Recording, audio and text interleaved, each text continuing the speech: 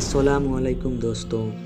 आज मैं आप लोगों को ये बताने जा रहा हूँ कि रोज़ा रखने से हम कितनी तरह की बीमारियों से महफूज रह सकते हैं।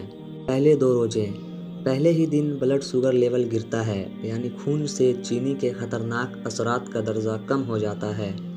दिल की धड़कन सुस्त हो जाती है और खून का दबाव कम हो जाता है। नसें जमाशुदा ग्लाइकोजन को आज़ाद कर देती है, जिसकी वजह से जिस्मानी कमज़ोरी का एहसास होने लगता है। जहरीले मादों की सफाई के पहले मरहले के नतीजे में सर दर्द, सर का चकराना, मुंह का बदबूदार होना और ज़ुबान पर मवाद का जमा होता है। तीसरे से 7वें रोजे तक जिस्म की चर्बी टूट फूट का शिकार होती है और पहले मरहले में ग्लूकोज में बदल जाती है। कुछ लोगों में चमड़ी मुलायम और चिकना हो जाती है। जिस्म भूख का आदी होना शुरू हो जाता है और इस तरह साल भर मसरूफ़ रहने वाला हाजमा सिस्टम छुट्टी मनाता है। खून के सफ़ेद जर्सों में वाइट ब्लड सेल्स और इम्यूनिटी में बढ़ोतरी शुरू हो जाती है। हो सकता है रोज़ेदार के फेफड़ों में मामूली तकलीफ़ हो, इसलिए कि जहरीले मादों की सफाई का काम शुरू हो चुका होता है।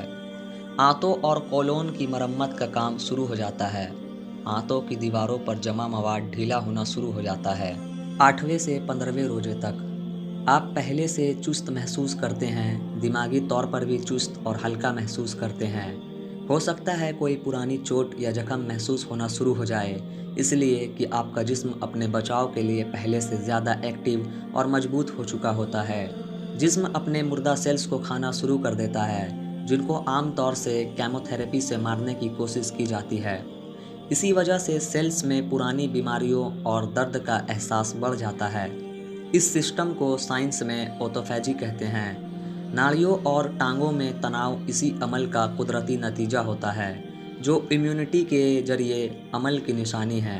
रोज़ाना नमक के गरारे नसों की अकड़न को बेहतरीन इलाज है। 16वें से 30वें रोजे तक जिस्म पूरी तरह भूख और प्यास को बर्दाश्त का आदी हो चुका होता है। आप अपने आप को चुस्त, चाक व चौबंद महसूस करते हैं। इन दिनों आपकी ज़ुबान बिल्कुल साफ़ और सुर्ख हो जाती है। सांस में भी ताजगी आ जाती है। जिस्म के सारे जहरीले मादों का खात्मा हो चुका होता है।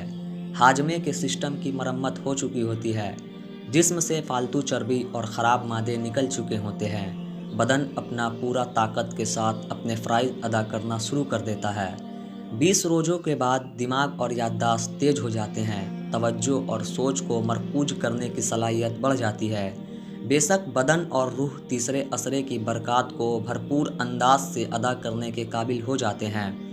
ये तो दुनिया का फ़ायदा रहा, जिसे बेशक हमारे खालिक ने हमारे ही भलाई के लिए हम पर फ़र्ज़ किया, मगर देखिए उसका अंदाज़ कारिमाना कि उसके अहकाम मानने से दुनिया के साथ साथ हमारी आखिरत भी संवारने का बेहतरीन बंदोबस्त कर दिया। सुबहानल्लाहि व बिहम्दिही, सुबहानल्लाहिल अज़ीम।